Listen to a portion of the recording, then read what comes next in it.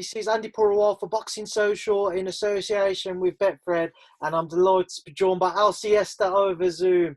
Al, how are you? Very well, very tired, very satisfied, full of anticipations, expectations, you name it. I'm full of it, full of shit as well.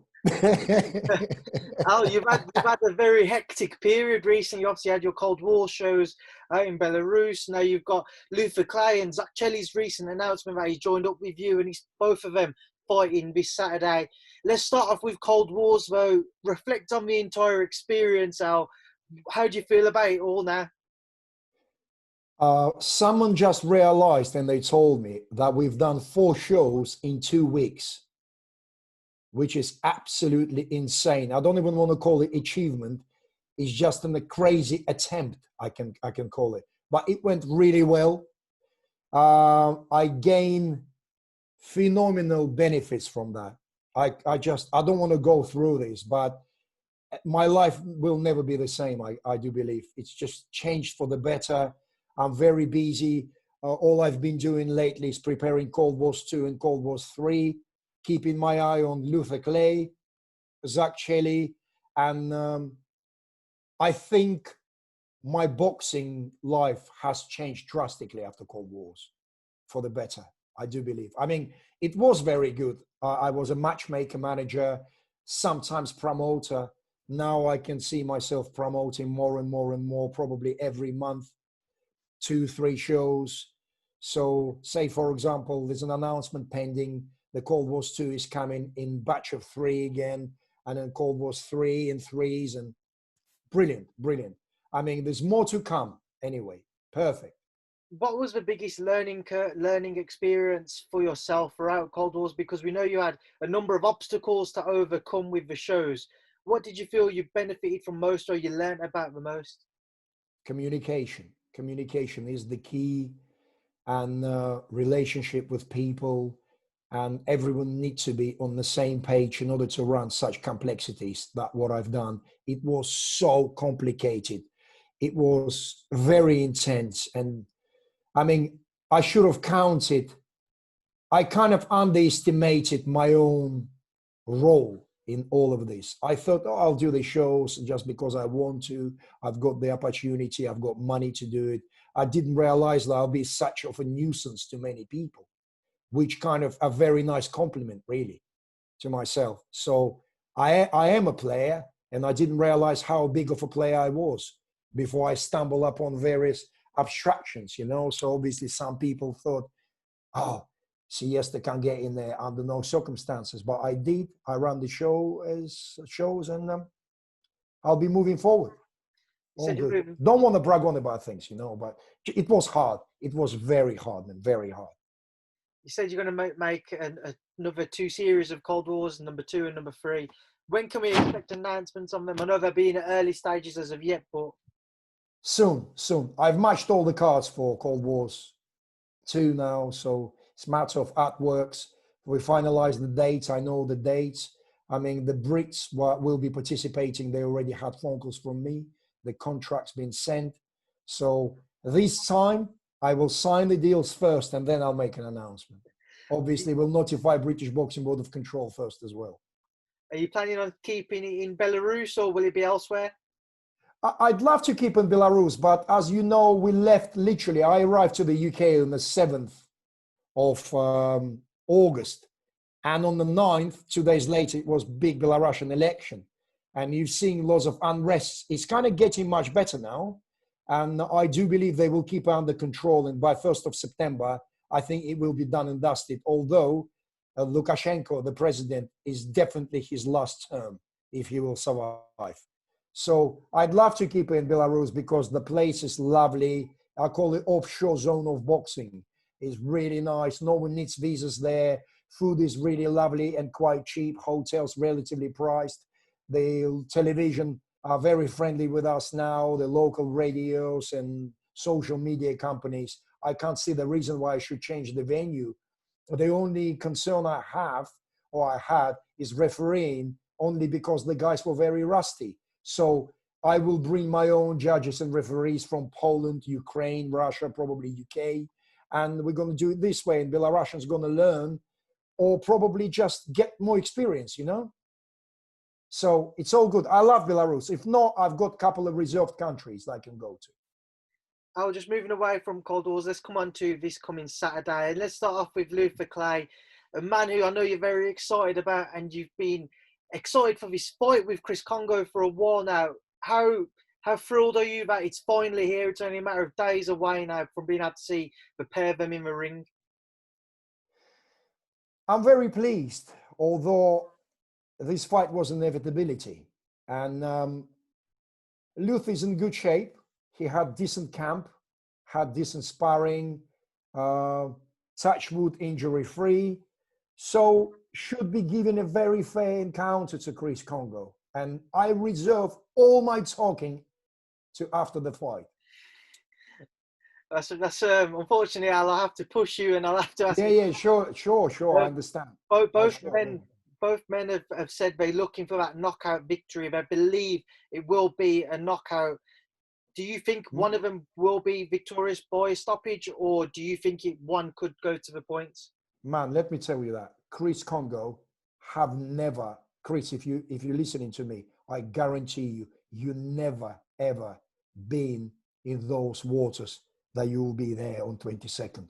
Trust me. So meditate and get prepared. Very important.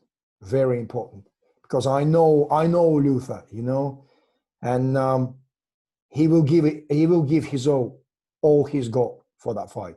Absolutely. I mean, I read the social media and people disrespectful, really, saying this, he's getting banged out. Guys, honestly, wait. 22nd is just around the corner, literally in 2 days. And we'll talk later. What does a victory do for whoever does win on Saturday night? Where does the career go? Let's say Luther wins. Where does his career go from here? He will establish his place under the sun and welterweight division locally. Obviously, there will be Conor Benz, Chris Jenkins, Mike McKinsons, and people like that.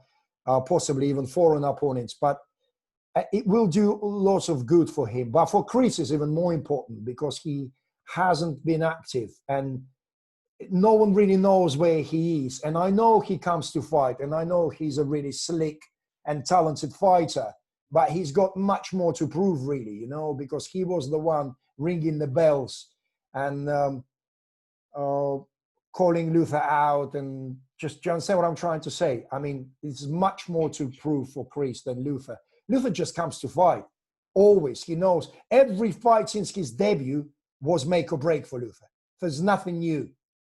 You know, he never been fed journeyman or people with, just, do you understand what I'm trying to say? It's always learning curve for him. He didn't have that of a big of an amateur career, so he had to learn on the job.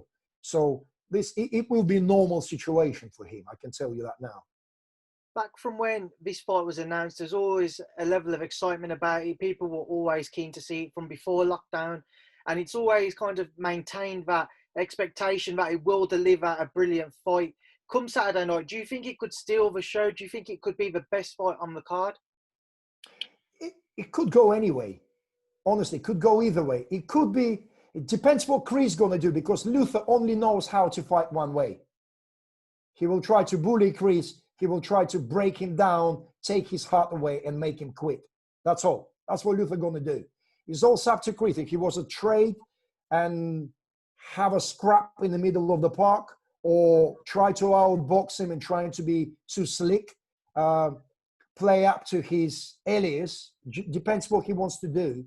I mean, sooner or later, it will resolve into a scrap, I do believe. So it could be a fight of the night, but man, don't underestimate Katie Taylor against Pursuit, Povetkin against Whyte, Chelli against Cullen.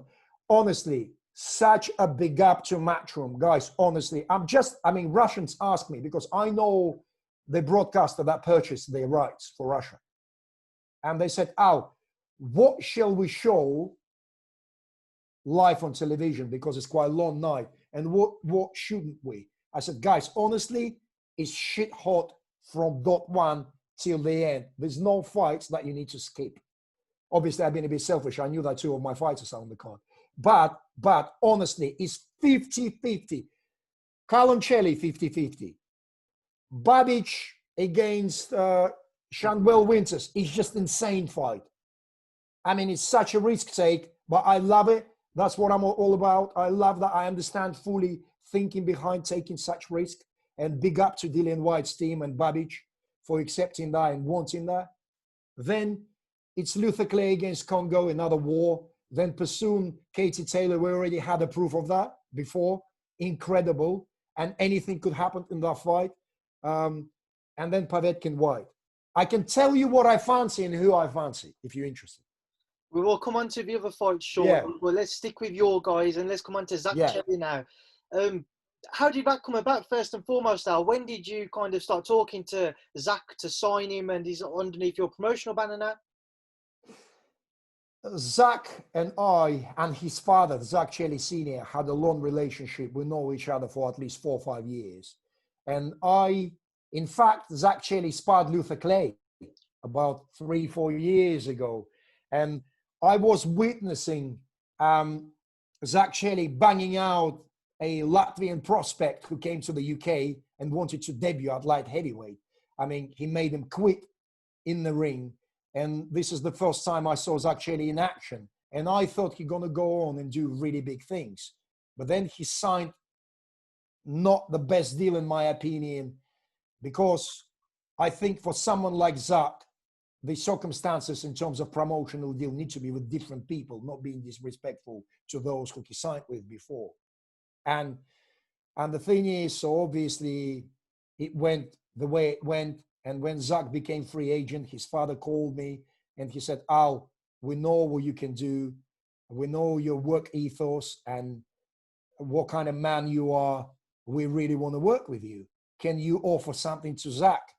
And for me to shy away from a talent like Zach Chelli would be absolutely obscene.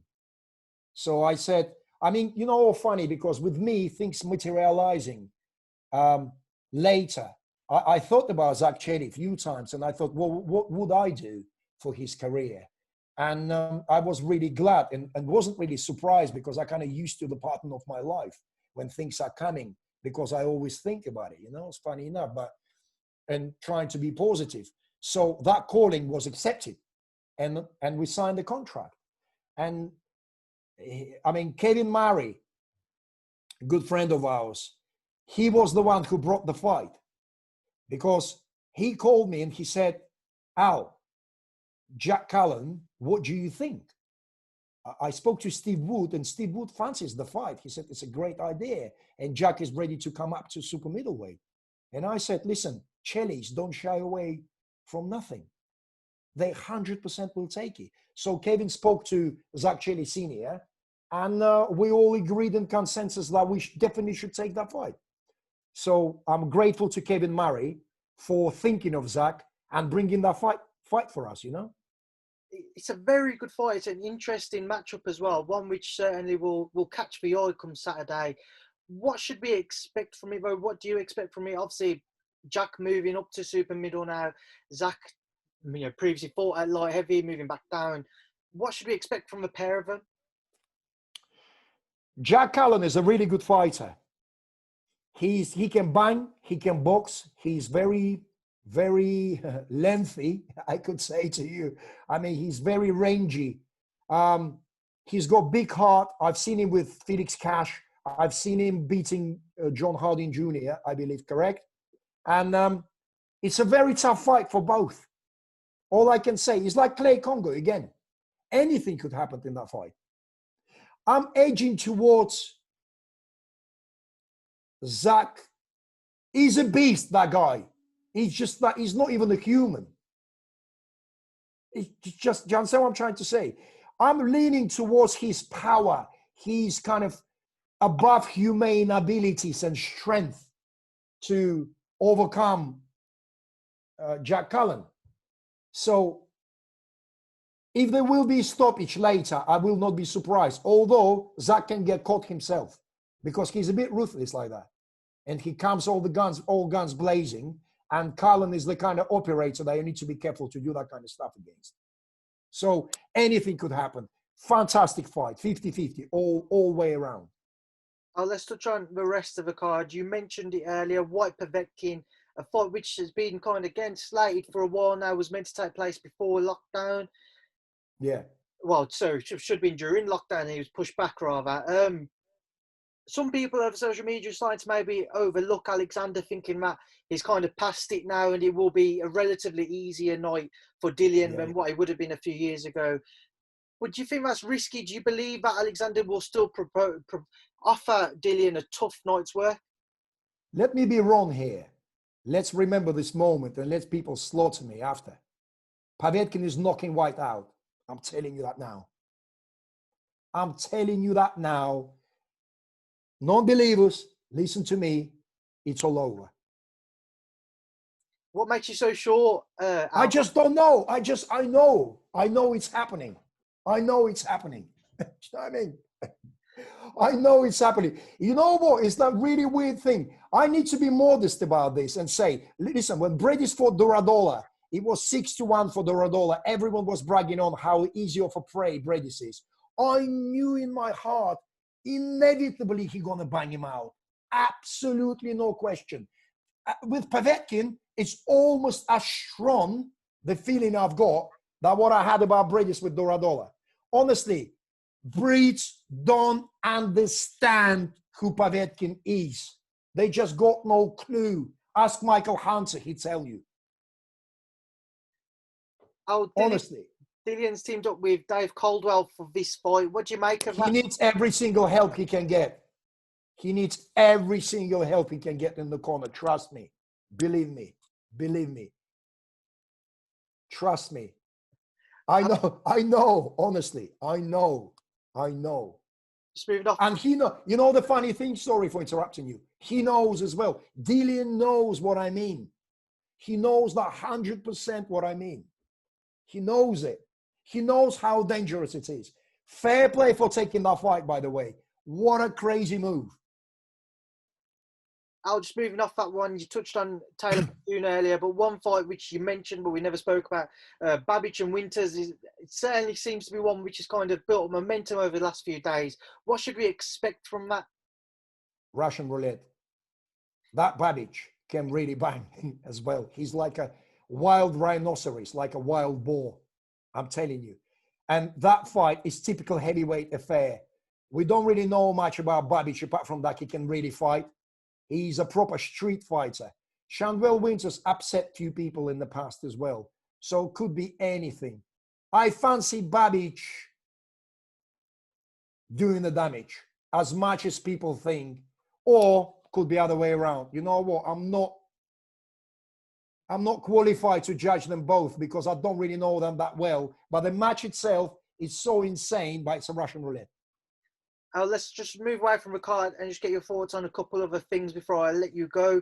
As a fellow manager and promoter yourself, I'm sure you'd have seen a couple of weeks ago Frank Warren reaching out to Eddie Hearn to try and make some cross-stable fights. What did you make of that?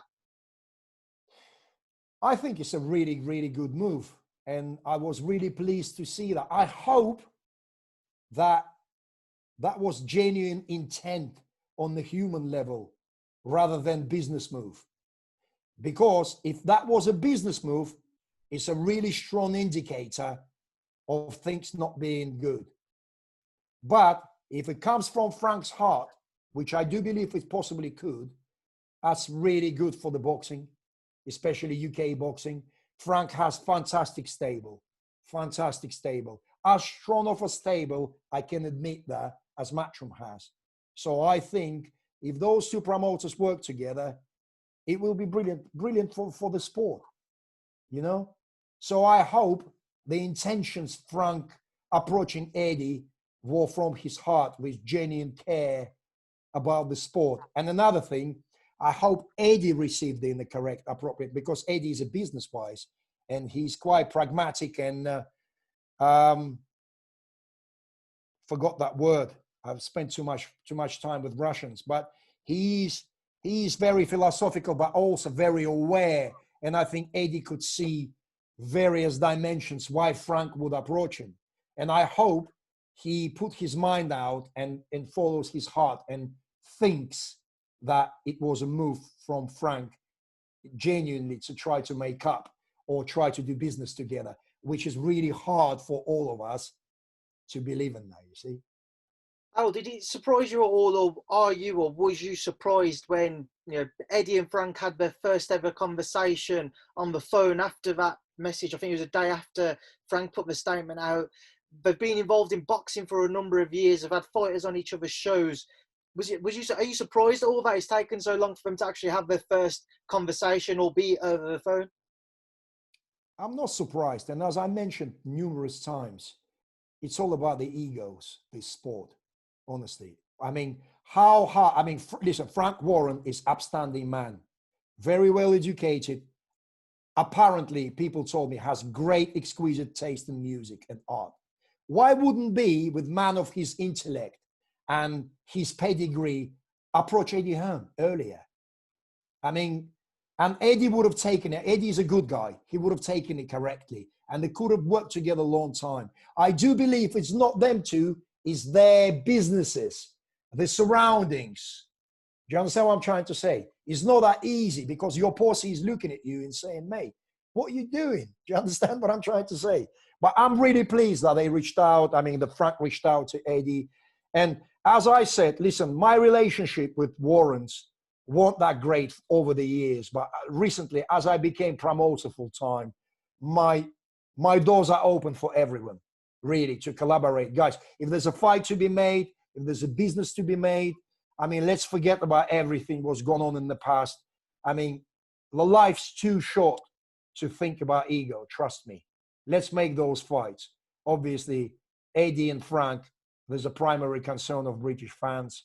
There are really good stables, and there are some. I remember Barry Jones writing a massive list of the fights he would like to see, and they all shit hot. They're incredible. Honestly, enough for an entire year of programming, whatever it's on BT or Sky. You know, let's see if those are materializing, you know. Oh, my final question. Yesterday, we saw the WBC announce that Canelo and Yildirim have been ordered to face each other for the vacant super middleweight title. What are your thoughts on that? There was a lot of excitement about potential Canelo opponents up until that point. Now he's started to get a lot of criticisms. What's your thoughts on it? Look, Avni Yildirim is managed by Ahmed One, you call it, or if to pronounce properly, Ahmed Oyner. The Turkish man is a good friend of mine. He is a very charismatic, very off-the-cuff kind of guy, international man of mystery, and he had great relationship has with the WBC for many, many, many years. So Avni Yildirim always was in contention. Am I disappointed by Canelo picking Avni Yildirim? No. You know why? I don't really care who's Canelo fighting. I've got no interest in that because Callum Smith is not there. Arthur Beterbiev is not there. Dmitry Bivol is not there. And the rest really irrelevant to me. Do you understand what I'm trying to say? I mean, whoever Canelo fights, I mean, Canelo, Avni Yildirim is almost like foregone conclusion, really. I can't really see Avni causing any upset. So, just a fight. And answering your question completely, I never was dwelling over Canelo's situation, ever, because it never interested me. First of all, it's nothing to do with me. Now I'm thinking like a selfish promoter businessman. It's nothing to do with me. And it's also whoever Canelo would fight, it will be the cheapest option available at the moment because there's no crowds, problems with camps and so on and so forth. So Avni Yildirim is not that much of a bad call, really. You know? Could have been worse. Could have been Andre Dirrell. Oh, final thing, before I let you go, what would you like to say to everyone ahead of Saturday night? Guys, the card is shit hot. It's incredible. I'll be there on Saturday supporting Luther Clay and Zach Chelli, watching that historic card, really. Beautiful pay-per-view event. I know most of people moaning about this, but I tell you what, guys, Just try to make one fight in your life. Try to put a single event with 2 fights. It's so hard. Hats off to Matchroom, honestly. They've done an amazing job, incredible investment, fantastic, and it's all for our entertainment. I highly recommend to purchase that pay-per-view and watch my guys do the business and help Matchroom to raise whatever they're trying to raise and support British boxing, full stop.